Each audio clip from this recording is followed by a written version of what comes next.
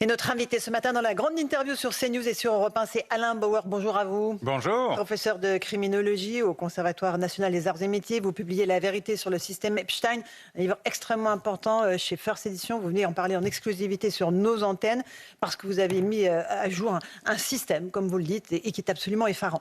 Un mot d'abord de l'actualité. La victoire du PSG en finale de la Ligue des Champions a été ternie par des scènes de pillage, de violence contre les forces de l'ordre.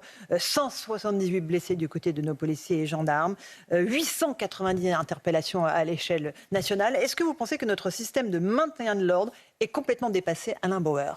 Le système de maintien de l'ordre, il se reconstruit de manière assez régulière entre nostalgie, amnésie, oubli et réaction. Vous avez un système des années 70 qui s'est perdu dans les années 80. Dans les années 80, on a vu arriver les surfeurs de manifestation pour la première fois hors du service d'ordre central des organisations syndicales qui organisait une sorte de tournoi ou de duel à distance entre CRS, gendarmes mobiles et service d'ordre central de la CGT, pour dire les choses. On a vu arriver des gens qui passaient devant pour aller à la castagne. Puis ensuite, ils sont allés sur les côtés. Et enfin, ils ont fini par voler les manifestants eux-mêmes et agresser les manifestants. Car vous parlez à juste titre des blessés policiers, mais il y a un mort, un blessé très grave et 200 blessés parmi les supporters. Et le drame du football, c'est qu'on mélange les supporters qui aiment le football, les ultras qui l'aiment peut-être un peu trop, et les hooligans qui n'aiment que la violence. Les hooligans, on les a jetés hors des stades. Vous qualifiez ces gens-là de hooligans, oui, pas simplement de délinquants ? Ah non, c'est des hooligans délinquants. Le hooligan est un délinquant. C'est d'ailleurs pour ça qu'on a inventé ce terme en Grande-Bretagne dans les années 80, pour les mettre hors des stades. Pour les mettre hors des stades, c'est parce qu'ils n'aimaient pas le football, ils n'aiment pas le sport. Mais là, ces gens-là, ils aiment la violence. Ils cassent tout le temps. Alain oui, Bauer, les hooligans. En marge des matchs de foot, ça peut être le 14 juillet, ça peut être le 31 Absolument, vous avez raison. Et d'ailleurs, c'est une tradition nationale. Jérôme Fourquet fait un excellent papier ce matin dans je salue Jérôme, dans le Figaro, pour rappeler ce que moi-même j'explique, c'est que la France, c'est 1000 ans de jacquerie. 1000 ans de jacquerie où la violence est la forme naturelle d'expression de la revendication, parce que d'un côté, l'État ne sait pas négocier, et de l'autre côté, les organisations ou les désorganisateurs, parce qu'il y a aussi ceux-là, désormais, ne savent pas discuter. Il y a une difficulté naturelle, et désormais, tout est prétexte, victoire comme défaite, célébration comme tristesse, à une forme débridée de violence qui se développe. Il n'y a aucune revendication dans les violences auxquelles nous avons assisté. Ça dépend. Aucune. C'est juste. Mais les gilets jaunes avaient des revendications. Oui, les gilets jaunes avaient des revendications. Mais là, on n'est pas dans ce cas-là. Alors, on ne sait pas. Eh ben non. Il n'y a pas de revendication. C'est juste générer le chaos et la violence. Non, parmi les gilets jaunes, vous aviez beaucoup de choses qui se sont agrégées. Et c'est ce que j'explique avec le fameux surf. Quand vous surfez sur une revendication, pour la casse, vous ne cherchez que la casse. Mais derrière, il se passe quelque chose. Et il faut qu'il y ait un mouvement populaire pour que tout le monde vienne surfer sur ça. Les casseurs, ils se sont agrégés aux supporters et aux ultras. Ils se s'en sont servis. Ils les ont manipulés d'un certain point de vue. Et effectivement, vous avez raison, ils n'ont comme objectif que la casse ou que la violence. D'ailleurs, parfois, il n'y a que la violence. D'accord. Mais est-ce que notre système de maintien de l'ordre est obsolète ou pas ? Est-ce que les ordres passés ont été assez fermes ? Laurent Nunez dit oui, on a fait notre travail, les policiers étaient là où il fallait qu'ils soient, il y a eu des interpellations, le travail a été bien fait. Est-ce que vous dites la même chose, Alain Bauer ? Il y a un bout de phrase qu'il ne faut pas oublier dans ce que dit Laurent Nunez, dans le cadre de la législation existante. Parce que dans le cadre de la législation existante, le nombre de dispositifs qui entravent l'action des forces de police, qui entravent l'action préventive des forces de police, qui mettent en cause la capacité qu'il y a à empêcher la casse et pas seulement à arrêter les casseurs, est tout à fait considérable. Et la balle, de ce point de vue-là, doit être envoyée à tous ceux qui commentent, hurlent, soit pour justifier l'action des casseurs parfois, ou expliquer que c'est la police qui casse. Il y en a. J'en entends par là. Voilà. La question centrale, elle est: la législation peut changer. Le préfet allemand, d'ailleurs, avait réussi à contenir la casse, et il avait été beaucoup critiqué pour cela, en changeant toute une série de dispositifs. Le préfet Nunez, à l'époque préfet de police, avait réussi à reprendre la main de manière assez efficace. Et le ministre Nunez n'y arrive pas ? Il faudrait que les députés de l'absence de majorité fassent leur travail, plutôt que de commenter la casse d'une manière ou d'une autre, s'en désoler. Vous savez, le système français, c'est négation, minoration, éjection. Ça commence par 1, c'est pas vrai, 2, c'est pas grave, et 3, c'est pas de ma faute. Il faudrait qu'il y ait quelqu'un qui dise c'est vrai, c'est grave, et je m'en occupe. Emmanuel Macron a dit hier, ce n'est pas le foot, ce n'est pas le sport. On ne veut plus voir ça, c'est fini, on en a ras-le-bol, nous serons intraitables. Il a dit la même chose en 2025. Oui. Est-ce que ça ne signe pas, Alain Bauer, l'échec d'Emmanuel Macron sur le régalien et la sécurité ? Alors, je ne sais pas si ça signe son échec à lui. Lui, il a le ministère de la président, parole. a priori. Mais c'est le Parlement. Oui, mais aux dernières nouvelles, c'est le Parlement qui fait des lois, la police qui les exécute et les magistrats qui décident des peines. De ce point de vue-là, une responsabilité collective semblerait s'imposer, y compris ceux qui hurlent le plus fort aujourd'hui et qui n'ont pas fait grand-chose quand ils étaient au pouvoir. Mais la sienne, il n'y est pour rien. Celle d'Emmanuel Macron, il n'y a pas de responsabilité? Je ne vois pas ce qu'il peut faire. Je pense même que sa phrase... Il ne peut rien faire. En tant que président de la République? En tant que chef de l'État. Je ne sais pas, j'ai lu la Constitution récemment, je n'ai pas trouvé là où il pouvait y faire quelque chose. Envoyer un signal de fermeté? Il dit c'est fini, etc. De la même manière qu'il... Oui, exactement. Donc le signal est envoyé, il est mal reçu. Pourquoi est-il mal reçu? Parce que la législation n'est absolument pas adaptée à la réalité. Je vous rappelle qu'il a fallu attendre 2025 pour qu'on s'occupe du narcotrafic en France grâce à une commission parlementaire du Sénat. Pas le gouvernement, le Sénat, à qui je rends hommage, parce qu'au moins ils l'ont fait le travail. On verra ensuite ce que ça donne. Encore une question, Alain Bauer, vous êtes professeur de criminologie. Il y a eu des violences dans 71 villes, pas seulement Paris. Donc on parle de Rennes, Angers, Strasbourg, Clermont-Ferrand, Grenoble. Ça veut dire quoi? Que c'est systématisé maintenant à l'échelle du pays? Oui, que ces jeunes délinquants, on est frappé d'ailleurs par l'âge de ceux qui étaient dans les rues, souvent des mineurs, ça devient systématique? On ne peut plus endiguer ce phénomène-là? Milan Jacquerie. Milan Jacquerie, ça ne s'interrompt pas mécaniquement et en général, ce sont de jeunes hommes. Qu'est-ce qu'il faut? Absolument, oui. Ouais. Qu'est-ce qu'il faut faire? Reprendre la main. Quand tout le système public s'effondre, éducatif, scolaire, sanitaire, sécuritaire et malheureusement judiciaire, économique, social, environnemental, voilà, il y a un moment, il faut arrêter de se plaindre. Est-ce que vous faites le lien entre cette délinquance et l'immigration? Le ministre de l'Intérieur refuse de le faire pour l'instant. Vous comprenez sa prudence? Je ferai le lien quand j'aurai les moyens de faire le lien. Il se trouve que je ne sais pas ce qu'est l'immigration et je ne sais pas la décompter. Je sais ce qu'est la part des étrangers. J'ai été le premier à la publier d'ailleurs quand j'étais président de l'Observatoire de la délinquance et on me l'a beaucoup reproché en disant il n'y a rien de caché puisqu'on a les chiffres, on va donc les publier. En matière d'immigration, je ne sais pas comment ça se calcule, mais dès que j'aurai un outil pour le faire, et je souhaite qu'il y ait un outil pour le faire, vraiment. C'est-à-dire que des trajectoire et origine. Oui, bien sûr. Des statistiques. Un outil statistique, non pas où on détermine qui sont les gens, mais la manière dont ils se déterminent eux-mêmes. Il y a un outil qui s'appelait trajectoire et origine, qui traite d'à peu près tout, sauf de ce sujet-là. Je suis pour qu'il soit traité, pour que tout soit transparent et lisible. Il y a la question des forces de l'ordre qui ont été prises pour cible de façon absolument systématique. Est-ce que les délinquants sont punis à la hauteur des actes qu'ils commettent, Alain Bauer, aujourd'hui? Je ne sais pas. Le système judiciaire est d'interprétation stricte. Le code pénal est un outil difficile à manier. Et ce n'est pas parce qu'on interpelle quelqu'un qu'on peut démontrer qu'il a fait quelque chose, d'autant que vous avez des effets de groupe qui sont très importants et qui sont difficiles à déterminer au moment où vous passez devant les juridictions. Les juridictions sont souvent face à « je suis bien inséré dans la vie, j'ai été pris dans le mouvement, j'ai été faire mes courses dans un magasin d'électroménager ». C'est pour ça qu'ils ne sont pas condamnés. C'est pour ça qu'ils sont peu condamnés. En fait, ce n'est pas qu'ils ne sont pas condamnés, ils sont peu condamnés à des peines incompréhensibles pour les victimes et les commerçants et encore plus pour les policiers quand ils sont eux directement blessés. Il faut durcir l'arsenal législatif. Non, pas du tout. Ça ne sert à rien. Il faut l'appliquer, tout simplement. Il y a tout ce qu'il faut. Mais il n'y a pas besoin d'aller plus loin. Non. La France insoumise accuse le ministre de l'Intérieur et donc de facto les policiers d'avoir provoqué ces violences. Qu'est-ce que vous dites? Voilà.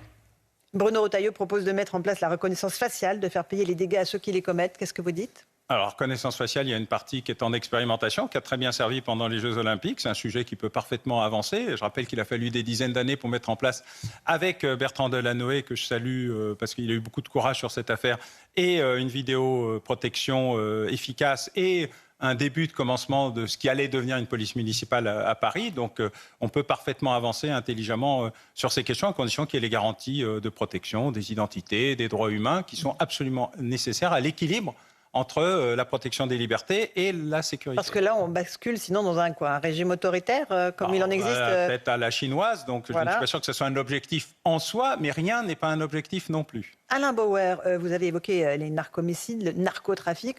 On voit désormais que ça s'étend encore une fois sur l'ensemble du territoire. Est-ce qu'on est en pleine mexicanisation de la France ou est-ce que vous ne reprenez pas ce terme ? Alors, je ne comprends pas ce terme parce que d'abord, on n'est pas dans cette logique-là. Mais par contre, pour la première fois dans notre histoire, on a une narco-mafia qui s'est implantée. Ce n'était jamais arrivé. La DZ Mafia, Jazeera Mafia, qui est en train de passer un accord avec la Mokro Mafia, celle du Nord, et qui pose un problème inédit dans l'histoire de notre pays. Donc oui, il y a un problème de cartélisation de la France, mais pas encore de mexicanisation. Mais si on n'y fait rien comme d'habitude et si on fait une commission d'enquête dans 25 ans, je crois que là, vous pourrez nous poser la question en disant pourquoi n'avez-vous rien vu venir. Donc comme d'habitude, comme je l'avais écrit dans les années 90 dans un papier à l'époque publié par Le Monde sur « Attention, nous sommes face à une pléthore d'oranges mécaniques », nous y sommes. Mais on est déjà dans un État mafieux ou pas? Non, on est dans un État Alain Bauer. qui perd du terrain face à une narcomafia qui s'installe. Et des profils de délinquants, de narcotrafiquants de plus en plus jeunes. Beaucoup de mineurs utilisés, là encore. Oui, alors là, c'est plutôt des tueurs à gages et des gestionnaires de points de deal. Non, majorité pénale ne pose pas de problème. C'est l'application de la loi qui pose problème. C'est le fait d'aller jusqu'au bout d'un processus pour les sortir du dispositif. Notamment, il y a beaucoup de mineurs non accompagnés qui posent un autre problème sur la gestion de ces populations qu'on ne peut pas juste laisser dans la rue en expliquant... Mais la bataille est perdue ou pas, Alain Bauer? Aucune bataille n'est jamais perdue, surtout quand on n'a pas commencé de la mener. C'est ça, donc on n'a pas commencé de mener ces combats. Pas vraiment. Alain Bauer, l'affaire Epstein, la vérité sur le système Epstein, c'est votre livre chez First Edition. On a beaucoup écrit sur cette affaire tentaculaire. L'homme est mort en 2019, vrai faux suicide en prison. C'est une affaire de prédation sexuelle qui a été en partie ignorée dans les années 90, révélée dans les années 2019-2020 et dont les rouages politiques sont immenses. Qu'est-ce que vous avez découvert dans ce livre qui est extrêmement riche et documenté? Alors d'abord, j'ai cru que c'était une affaire parmi d'autres, comme souvent. Ensuite, j'ai commencé à m'intéresser à cette affaire, mais avec assez peu d'éléments, beaucoup d'élucubrations, du complotisme en veux-tu, en voilà. Et donc, j'ai pris ça avec beaucoup de pincettes, de distance. Il n'y avait pas d'éléments, il n'y avait pas de quoi faire une enquête. Tout le monde racontait ce qu'il voulait. Vous savez, il y avait l'infox général sur les réseaux sociaux et Internet. Et puis, à partir du moment où les 3,5 millions de documents ont commencé à être diffusés, y compris ceux qui étaient noircis, mais que des outils technologiques permettent de révéler... C'est-à-dire qu'on enlevait des noms, hein, au marqueur blanc. Voilà, où chacun a essayé de protéger qui il pouvait, ou soi-disant les victimes, ce qui n'est pas faux, soit aussi quelques auteurs et quelques complices. Et j'ai commencé à être étonné de voir apparaître non pas un cas Epstein, ni un dossier Epstein, mais un système Epstein. Et je dois même vous le dire, un système de système. Ce que ce livre révèle, parce que ce livre n'est pas la version microscopique de chacune des innombrables affaires Epstein, parce qu'il faut laisser la parole aux victimes, il faut leur permettre de s'exprimer, il faut leur permettre de révéler ce qu'elles ont subi, mais de permettre pour la première fois l'analyse détaillée de tout ce qu'on sait, qui est vérifié, validé et documenté. Et ce système de système, on découvre par exemple qu'il y a un système américain, mais désormais on sait qu'il y a un système anglais avec 4 au moins maisons appartenant à Epstein, dont on découvre, non pas dans les documents, mais en allant ligne par ligne de ses virements bancaires, de découvrir qu'il payait 4 loyers à Londres. On est en train de découvrir ce qu'il a voulu acheter et peut-être récupérer comme élément immobilier en France. Parce il y a que un dossier français pour l'affaire Epstein. Il y a un dossier, et ce dossier, comme Madame la procureure de Paris l'a répété l'autre jour, a permis d'ouvrir 2 nouvelles enquêtes. Une sur les volets financiers, qui a payé quoi et qui a été corrompu, et une sur le volet de la prédation sexuelle. Et sur le volet de la prédation sexuelle, il y a 11 nouvelles plaintes déjà, et donc en France, depuis février. Donc il se passe quelque chose. Et donc je crains que la partie française du système Epstein soit aussi importante que la partie américaine ou que la partie anglaise. Il aimait beaucoup la France, il avait un quartier général en France, mais il n'avait pas qu'un seul quartier général. Madame Maxwell, sa principale complice, avait un château en France, lui-même a essayé d'en acheter plusieurs, a fait des locations. On est au début du commencement de probablement la plus grande affaire de prédation sexuelle, de relation entre la finance et le politique qu'on ait connu. Jeffrey Epstein, c'est un entremetteur, c'est un père macro, c'est un intercesseur, c'est un demi-mondain. C'est quelqu'un qui rend des services à tout le monde. La perversité sexuelle et la pédocriminalité, en plus, ce n'est pas une affaire de conspirationniste ou de complotiste, c'est la réalité d'une affaire qui va nous exploser à la figure, et le moment était venu de fournir tout ce qui était disponible pour que chacun puisse comprendre ce qui est caché par le système Epstein. Monsieur Ponzi, ce n'était pas le premier fraudeur économique de l'histoire, mais c'est devenu un modèle de la fraude. Epstein, ce n'est pas le premier prédateur sexuel, mais c'est le modèle de la prédation sexuelle. Qui protège Jeffrey Epstein aujourd'hui encore dans notre pays? Alain Bauer. Ses complices qui en ont bénéficié financièrement, qui sont toujours là. Quelques-uns sont décédés, d'autres disent que la présomption d'innocence s'applique à tout le monde. Hein. D'autres disent qu'ils n'ont pas vu à l'insu de leur plein gré, qu'ils ne savaient pas ce qui se passait, qu'ils n'ont pas bien compris. Comme les Américains d'ailleurs. Vous avez des noms, il y a des personnalités françaises impliquées? Tout est dedans. Allez-y. Donnez-moi les noms. Non, il y a, évidemment, vous avez Madame Lang qui a bénéficié d'un héritage considérable qu'elle n'a certes pas touché, mais qui dit « je découvre que vous avez un photographe ici, un architecte là, toute une série de personnalités ». Comme je dis, la présomption d'innocence fait que je ne jette pas les noms, mais par contre, on peut chercher ce sont les éléments qui précisément donne qui a fait quoi, qui a su quoi et qui fait semblant de ne rien savoir. Vous dites banquier, procureur, avocat, scientifique, médecin, artiste, politique. Oui. Tous ont contribué à l'impunité d'un système criminel international. Politique, il y a eu des complicités politiques, Alain Bauer? Bien sûr, aux États-Unis particulièrement, en Grande-Bretagne aussi, autour de M. Mandelson. Les cas sont désormais traités par la Couronne, qui est quand même un des anciens principaux collaborateurs du gouvernement britannique, ancien ambassadeur à Washington, nommé justement à cause de ses relations avec le système Epstein, nommé là-bas parce que, pas seulement pour l'éloigner, mais pour se servir de lui, et qui a gravement mis en péril le gouvernement britannique actuel. Donc oui, il y a un système de systèmes, et d'ailleurs j'ai mis à la fin des petites cartographies pour qu'on s'y retrouve justement, parce que au-delà de la lisibilité chapitre par chapitre qui couvre l'intégralité des dossiers Epstein, la vérification de chacun de ces dossiers, les éléments qui sont connus, les éléments qui sont vérifiés, il y a aussi un moment où tout d'un coup, ce qui est microscopique, quand vous prenez un télescope, devient cartographique. Et tout d'un coup, vous vous rendez compte de l'ampleur du système qui m'a moi-même dépassé à tel point que je n'y croyais pas et que je me suis convaincu moi-même par les recherches qui ont été effectuées, avec la mise en place d'outils très modernes de vérification et de validation, à quel point on était face à un immense système de systèmes. Comment expliquez-vous, Alain Bauer, que la justice française ait mis tant de temps à ouvrir des dossiers, ouvrir des enquêtes? Là aussi, il y a eu une omerta? Non, avant janvier, elle n'avait rien, la justice française. Elle avait quelques plaintes, une émission de télévision américaine où une mannequin racontait que des cas très isolés, elle pensait que c'était une affaire américaine. Puis elle s'est rendue compte que c'était aussi une affaire anglaise, et tout d'un coup, elle a découvert que c'était une affaire française. Et il faut rendre hommage à la procureure de Paris. Elle a ouvert 2 enquêtes en février. Il y a des équipes qui travaillent. Elle fait des appels réguliers encore au mois de mai pour que des victimes se fassent connaître. Et tout d'un coup, 11 nouvelles victimes. 11 nouvelles victimes. Il faut beaucoup de courage à ces femmes pour venir révéler ce qu'elles ont subi quand elles étaient pour beaucoup mineurs ou venus de pays de l'Est. Quand on découvre les 4 appartements de Londres, c'est une enquête de la BBC qui a mis des semaines, des mois pour révéler qu'il y avait 4 maisons de passe, je ne sais pas comment appeler ça, maisons closes, à l'intérieur des quartiers les plus huppés de Londres, avec des dizaines de jeunes filles qui y étaient, entre guillemets, hébergées. Nous ne sommes qu'au début d'une gigantesque affaire Epstein. Et j'ai voulu venir chez vous parce que moi, je sais le courage que vous avez sur ces questions, parce que c'était important qu'on découvre et qu'on révèle ce qui est en train de se passer avant qu'on n'en voit que des petits morceaux perdus dans la nature. Pour la première fois, un système de système est révélé dans sa complexité. Pas seulement de la criminalité organisée à la fin, mais là, nous en sommes au début. Et ce n'est pas seulement un moment particulier ou une violence particulière ou un fait divers. C'est quelque chose qui va gangréner ou qui a gangréné la société française, la société américaine, la société anglaise, et qu'il faut absolument réussir à maîtriser. Il faut que les victimes viennent dire tout ce qu'elles ont subi. Il faut qu'elles dénoncent tous ceux et toutes celles, parce qu'il y a aussi des femmes qui ont servi le système Epstein, pas seulement des hommes. Et il faut enfin comprendre l'ampleur du dispositif. Vous révélez régulièrement ce qu'est la pédocriminalité dans le système scolaire. Ce n'est pas une révélation, c'est une explosion. Le système Epstein, c'est la même chose. Et ça veut dire, Alain Bauer, que le système Epstein perdure à l'heure où on se parle? Bien sûr. Vous et moi ce matin? Oui. Oui. Vous avez regardé les découvertes que vous faites. Moi, j'écoute Romain Desarbres le matin de manière assez régulière quand il révèle des cas d'agression, de pédocriminalité, d'agression sexuelle, etc. Et je rends hommage à ce travail vraiment d'éclairage et d'information. Eh bien, on voit à quel point il y a une répétition générale. Regardez l'affaire Pellico.